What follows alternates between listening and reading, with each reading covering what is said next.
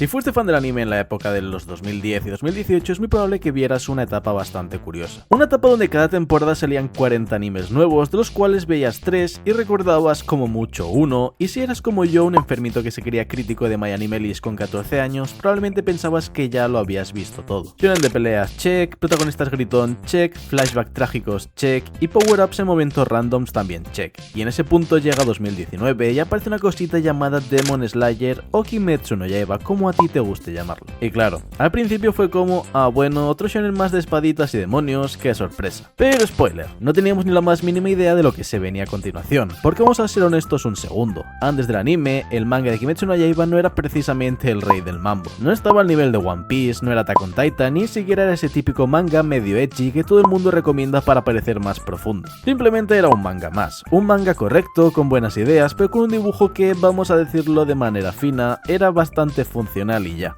¡Es una mierda! ¡Es la mayor mierda que he visto en toda mi vida! O sea, no era feo, pero tampoco he de decir que esto es cine. Era ese típico manga que lees y dices está bien, ya veremos si el anime hace algo con esto. Pero que vamos, te aseguro que sí que hicieron algo. Porque de la nada, sin pedir permiso, sin avisar y sin absolutamente ningún tipo de respeto por la competencia, aparece Ufotable y dice: ¿y si agarramos este manga normalito y lo convertimos en una experiencia religiosa? Y boom, el episodio 19, y sí, ya sé que falta para hablar de eso, pero es que hay que decirlo ya porque si no reviento. Ese capítulo es una papeada monumental a toda la industria. De repente no era otro shonen más, sino que era el shonen. El que salía en Twitter, el que ve a tu primo que nunca ve anime y el que tu madre confundía con los dibujos chinos esos, pero bonitos. Y ahí pasó algo muy interesante, porque no fue solo que el anime fuera bueno, sino fue que el anime hizo que todo el mundo creyera que siempre había sido bueno. Las ventas del manga se dispararon como si alguien hubiera activado el modo creativo, y estamos hablando de un salto tan absurdo que parecía surrealista. Como si alguien hubiera tocado el Omnitrix de las ventas y dijera, ahora este manga vende más que el 90% de la industria junta. Y tú mientras tanto estabas diciendo, pero si hace 2 semanas nadie hablaba de esto, ¿qué está pasando? Y lo que estaba pasando pues era simple, la animación acaba de cambiar las reglas del juego, y aquí es donde entran las tesis del vídeo, así que atentos porque esto es importante. Demon Slayer no reinventó el shonen, no trajo una historia revolucionaria, no cambió las bases del género, y no es el anime más profundo que vas a ver en tu vida, pero lo que sí hizo fue ejecutar absolutamente todo muy bien, haciendo que el resto de animes pareciesen mediocres, y eso, amigo, es mucho más peligroso. Porque una cosa es innovar y otra cosa muy distinta es agarrar algo que ya existe y hacerlo tan absurdamente bien que nadie más pueda competir. Básicamente es lo básico hecho bueno, pero tampoco nos vengamos arriba, porque si te quitas el brillo, los efectos, la música épica y los cortes de cámara que parecen sacados de una película de Hollywood, lo que te queda es un protagonista decente, una hermana que hay que salvar, demonios malos, espadas, entrenamiento y power-ups cuando la cosa se pone fea. O sea, básicamente el pack completo del shonen starter, nada nuevo bajo el sol, y sin embargo esto funciona increíblemente bien. Entonces la pregunta es inevitable, y esta es la que va a guiar todo el vídeo: ¿Demon Slayer es realmente una obra increíble o simplemente una obra normalucha con la mejor animación que hemos visto en televisión? Porque ojo que la diferencia es clave, una cosa es ser bueno y otra muy distinta es parecerlo porque estás vestido con el mejor traje de fiesta. Y aquí viene la pregunta incómoda que nadie quiere responder, pero todos pensamos: ¿qué habría pasado si este anime lo hubiera hecho otro estudio? Imagínate que en lugar de Ufotable le caía en manos de un estudio promedio, como por ejemplo el que hizo la tercera temporada de Nanatsu no Taizai. Uno de esos que animan decente, pero tampoco te vuelve loco. Estaríamos hablando hoy de esto, habría roto internet, habría vendido lo que vendió, o sería otro anime más que viste, te gustó y olvidaste las 2 semanas. Porque esa es la realidad del anime moderno. No gana el más original, sino que gana el más profundo, gana el que mejor se ve, y en eso Demon Slayer está completamente roto. Pero claro, decir que la animación es buena es quedarse corto, muy corto, porque lo que hizo este anime no es solo animar bien, es dirección, composición, color, ritmo y saber exactamente cuándo romperte emocionalmente y cuándo darte la hostia visual de tu vida. Así que en este vídeo vamos a hacer lo que nadie se atreve a hacer, vamos a mirar este anime con lupa, vamos a analizar por qué funciona, qué hace bien, qué hace mal y sobre todo vamos a responder si estamos ante una obra maestra o ante el mayor caso de potencial normal elevado a nivel dios de la historia del anime. Y vale, ahora sí, el motivo por el que probablemente estás viendo este vídeo, el responsable de que medio planeta dijera ok, esto no es anime, es otra cosa, y ese responsable es Ufotable. Porque sí, hay muchos estudios buenos en la industria como MAPPA, Bones o Wit Studio, y luego tenemos a Ufotable que juega en otra liga. No es que animen mejor, sino que entienden la animación como si fuera cine, y eso cambia absolutamente todo. Porque normalmente cuando ves un anime hay ciertas trampas que ya tienes asumidas, fondos estáticos, personajes moviéndose poco y planos reciclados, además de peleas que dependen más del sonido que del movimiento real. El típico shonen correcto. Pero cuando empieza Demon Slayer notas algo raro, algo que no encaja, y no encaja porque todo está en movimiento. Y aquí es donde entra la magia negra. Ufotable no hace simplemente animación tradicional, hace una mezcla enfermiza de 2D más 3D que debería verse mal pero no se ve así. Y eso, amigo, es un milagro técnico. En la mayoría de animes cuando meten 3D se nota y se nota muchísimo. En ese momento incómodo donde dices, uff, esto parece un videojuego de 2007, pero en Demon Slayer no puedes distinguir dónde termina el dibujo y dónde empieza el modelado 3D. Así que los escenarios ya no son fondos, sino que son espacios en los que la cámara puede moverse libremente y eso es clave. Porque gracias a eso las peleas dejan de ser dos personajes pegándose en plano lateral y pasan a ser una coreografía donde la cámara gira, persigue, se mete en la acción como si estuvieras viendo una película. Porque en este anime la cámara tiene personalidad, no está ahí para mostrar lo que pasa, sino que está para hacerlo épico. ¡Caramba, qué buen dato! Por ejemplo, en una pelea normal el golpe va de A a B, plano, corte, impacto, y en Demon Slayer la cámara rodea al personaje, se acelera con él y se frena con el impacto y te hace sentir el golpe como si te lo hubieran dado a ti. Y esto no es casualidad, esto es dirección de alguien que entiende que una pelea no es solo animación, sino que ritmo, tensión y espectáculo. Y ahora vamos a lo que hace que todo esto sea reconocible al instante y son las respiraciones. Respiración de Venezuela, Maduro está preso. Respiración de Cuba, nos quedamos sin luz. Respiración de Perú, Perú es clave. Respiración de España, bocadillo de hostia. Respiración de Argentina, Ankara Messi, Ankara Messi. Respiración del dominicano, la cebolla. Danza sagrada del mexicano. Ya te la sabes, carnal, carteras y celulares. Y sí, esos efectos de agua, fuego, rayo, lo que tú quieras. Eso no son solo efectos bonitos, sino que es identidad visual. Estas técnicas de respiración están inspiradas en el arte tradicional japonés, especialmente en ese rollo tipo grabado antiguo, y eso hace que cada ataque no solo sea fuerte, sino que sea hermoso. Es bellísimo. El agua no es agua realista, es agua estilizada, fluida, elegante y casi hipnótica. El fuego no es un fuego cualquiera, sino que es agresivo, caótico y puro espectáculo. Y aquí pasa algo muy curioso. Aunque los efectos no sean reales dentro del mundo, el anime los trata como si lo fueran, y tú te lo crees, porque está tan bien hecho que tu cerebro dice sí, esto tiene sentido.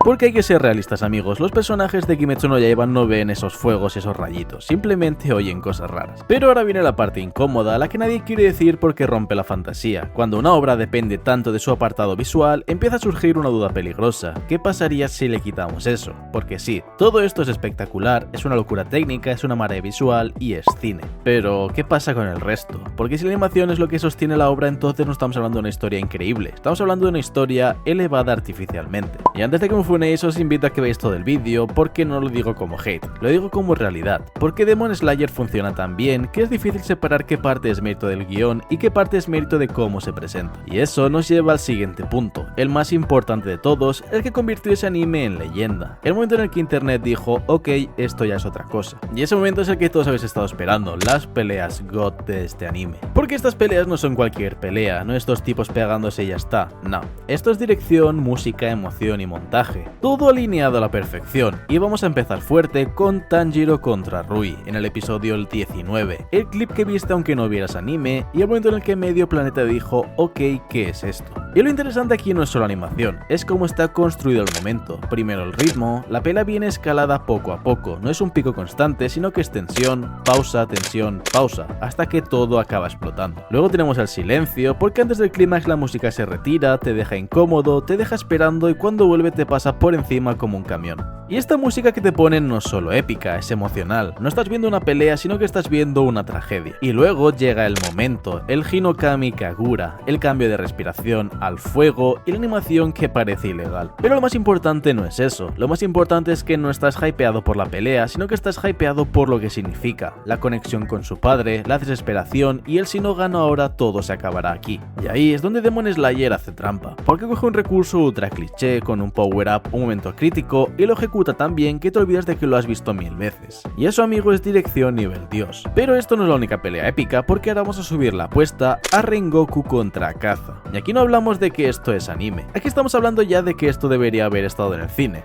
Bueno, lo estuvo, pero ya me entiendes con la expresión. Y lo primero que notas es que la cámara está completamente desatada, no hay límites, gira, se mete entre los personajes, se aleja, vuelve y todo fluye. Y esto solo es posible gracias al 3D bien usado, porque no es 3D para ahorrar tiempo, es 3D para dar libertad. La pelea no se siente como una animación, se siente como una persecución, como si estuvieras dentro y luego está el peso. Los golpes tienen peso, no son efectos de sonido sino que son impactos. Cuando Akaza golpea sientes que duele, cuando Rengoku resiste sientes que está aguantando lo imposible y todo esto se refuerza con algo clave que es la iluminación. El fuego de Rengoku y el hielo de Akaza llenan la escena con luz, creando un contraste que define el espacio que no solamente es bonito sino que encima es funcional. Pero claro, Demon Slayer no sería Demon Slayer sin hacerte daño emocional, porque esta pelea no es para ver quién gana sino que es para ver cuánto puede aguantar un personaje. Y ahí es donde entra el drama, el sacrificio, la resistencia y la épica triste. Y tú estás ahí diciendo vamos a aguantar Rengoku sabiendo perfectamente que esto no va a terminar bien. Y luego tenemos más peleas como Tengen contra Gyutaro, el pico de la locura. Porque para mí este es el pico máximo de la animación. El método Ufotable dijo vamos a humillar a la industria otra vez,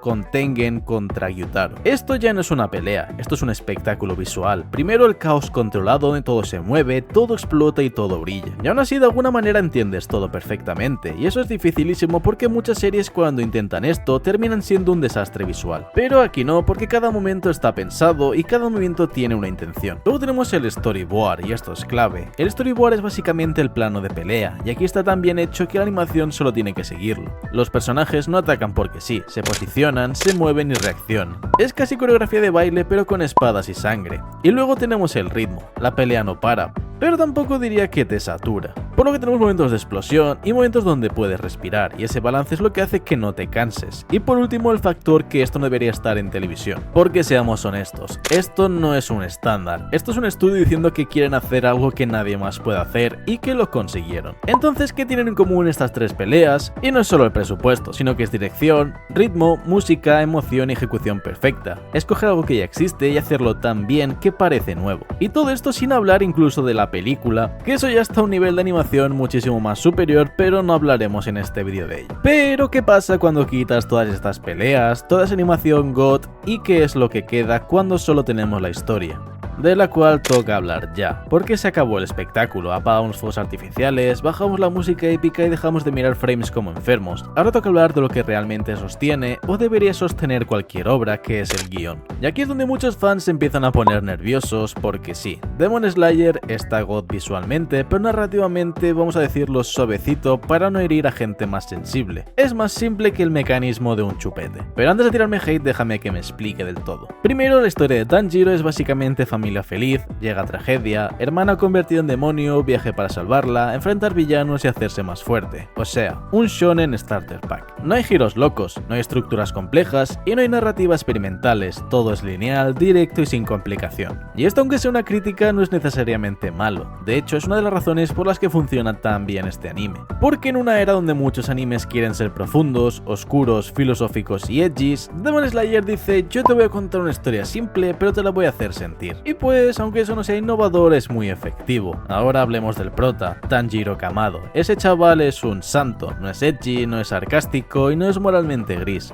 Simplemente es bueno, pero bueno de verdad. Ayuda a la gente, empatiza con los demonios, llora por sus enemigos e incluso perdona. Pero yo te digo que el que perdona estaba en la cruz. Y claro, en teoría esto debería haber sido aburrido porque estamos en la era de protagonistas traumados que odian al mundo. Pero aquí funciona, porque Tanjiro no es tonto, no es un bobo buenista, sino que es alguien que entiende el dolor y aún así decide no convertirse en un monstruo. Y eso en un mundo lleno de personajes edgy se siente fresco. Pero ojo, que también tiene sus problemitas, porque a veces es tan bueno que roza lo irreal. Es nivel de empatía constante, puede sacarte un poco de la historia. Es como, sí bro, entendemos que eres buena persona, pero igual podrías enfadarte un poquito. Ahora vamos con los villanos, y aquí es donde Demon Slayer juega su carta maestra emocional, que son los flashbacks. Cada demonio medio importante tiene uno, todos sin excepción. Y la fórmula se repite también, porque siempre es demonio malo, con pelea, está a punto de morir, flashback trágico, era una buena persona parece ser, que la vida lo destrozó y ¡pam! acabas con él. Y tú mientras tanto estás en plan, vale, ya sé lo que viene, pero igual me está afectando, porque sí, es repetitivo, pero funciona. Y eso es porque apela a algo muy básico, que es la empatía. No estás luchando contra un villano, estás luchando contra alguien que fue humano y eso le da peso emocional a cada combate. Pero claro, cuando haces lo mismo 20 veces pierde un poco de impacto. Y ahí es donde entra la crítica, que es potencial desperdiciado, porque la idea es buenísima, pero la ejecución se vuelve predecible. Y ahora toca hablar de lo peor de la serie, y es el humor, porque no sé quién decidió que en medio de momentos dramáticos era buena idea meter chistes, pero alguien debería sentarse con esa persona y tener una charla seria. Personajes como Zenitsu o Inosuke son un arma de doble filo. Por un lado aportan energía, tienen momentos épicos y son icónicos, pero por otro lado rompen un poquito el tono y a veces parecen sacados de otra serie. Especialmente Zenitsu, porque Inosuke se lo perdono porque es simplemente God. Porque pasas de una escena emocional God a un chiste que parece TikTok y es como en serio, y eso rompe la inmersión y mucho. Entonces, ¿el guion de Demon Slayer es malo? Pues no, pero tampoco es increíble. Es un guion correcto, que funciona, pero que no destaca tampoco demasiado. Y aquí está la clave de todo. El anime eleva el guion muchísimo más de lo que el guion eleva al anime. Es decir, sin la animación esto sería un shonen más. Sería uno bueno, obviamente, pero no sería algo tan popular como es hoy en día. Y eso no es un insulto, sino que es una realidad. Y eso nos lleva a la siguiente pregunta, y es cómo algo correcto se convierte en un fenómeno global. Porque es innegable que Demon Slayer tuvo un gran impacto, fue absurdamente popular. Estamos hablando de un nivel de obsesión colectiva que no veíamos desde hace años. Gente que no veía anime, viendo anime, tiendas llenas de merchandising, redes sociales explotando, cosplays por todos lados.